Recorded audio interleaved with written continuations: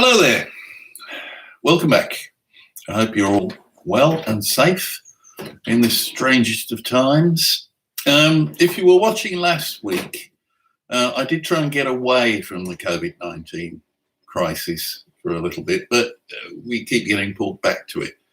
And this week, as we are beginning to see first quarter results being issued by some of the major players in the bulk liquid supply chain in particular, and chemical distribution chain, it gives us the opportunity to see what effect, if any, the COVID-19 crisis is having on business.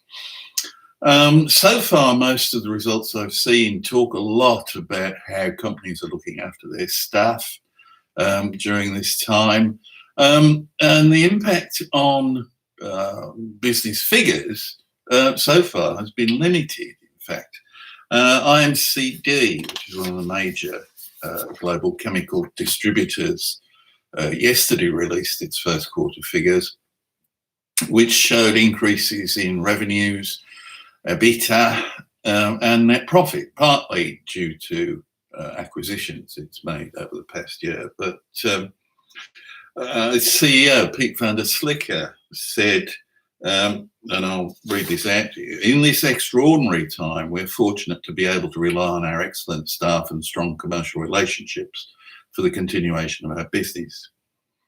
However, with the duration of the COVID-19 crisis still unpredictable and the severity of its effect on the global economy yet unknown, it is difficult to quantify how it will impact our results in the months to come.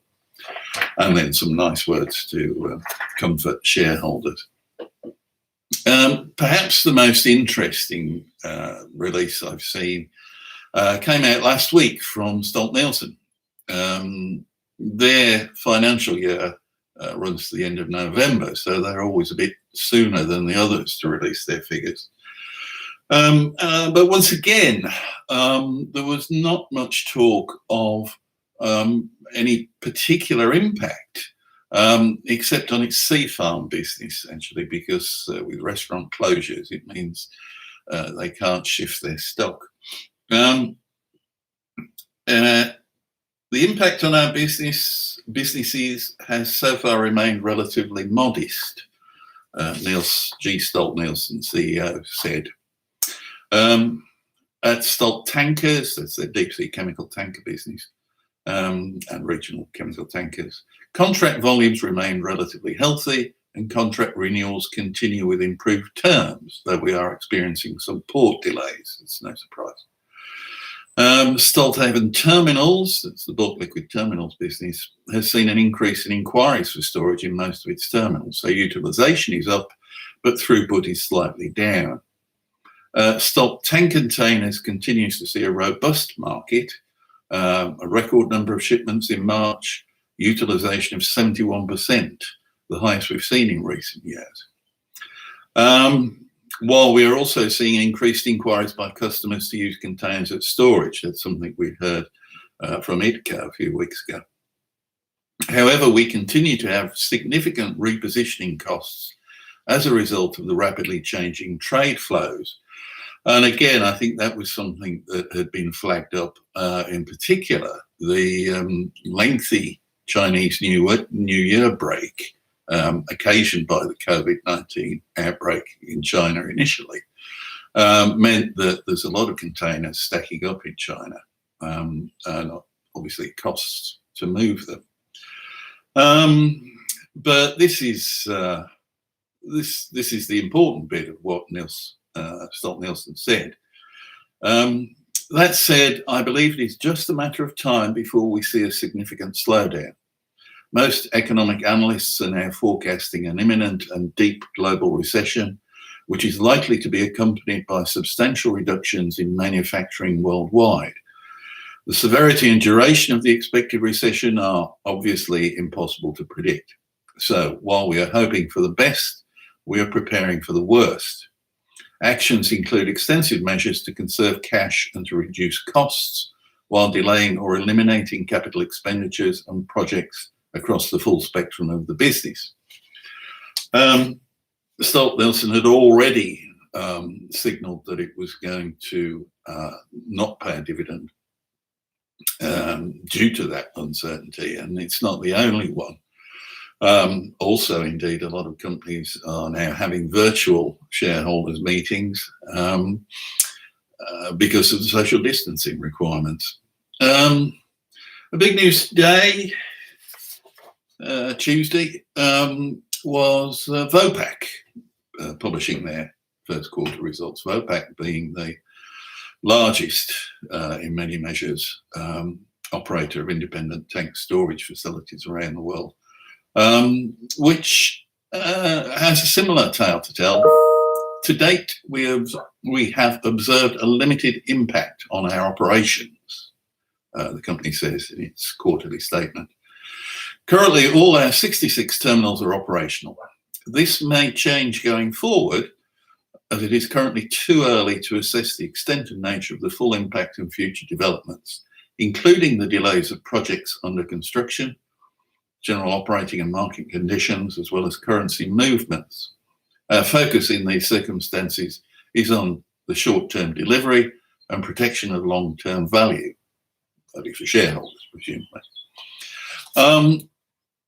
And I've spent much of this week and last week putting together an annual review of terminal expansion projects around the world, which is, in fact, as long as I can remember it this time around, there'll be at least 10 pages of it in the magazine.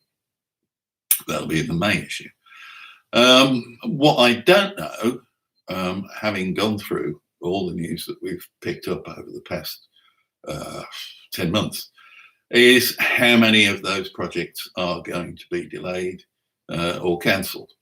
It's hard to tell because obviously storage terminals, it's a long-term business, and investment decisions are made on the basis of projections of income over several years, if not decades. Vopak spoke about an emerging contango in the petroleum product markets, but as we've seen before, that alone isn't enough to base a multi-million euro or dollar investment project on. However, Vopak has said that it is still looking to invest between 300 and 500 million euros this year to grow its network, and indeed announced today that it's going ahead with the 50-50 joint venture with Moda Midstream in Houston, the Vopak Moda Houston terminal, down on the ship channel in Deer Park. The initial plans for that are, I think it was 46,000 cubic meters for chemical gases for export, presumably.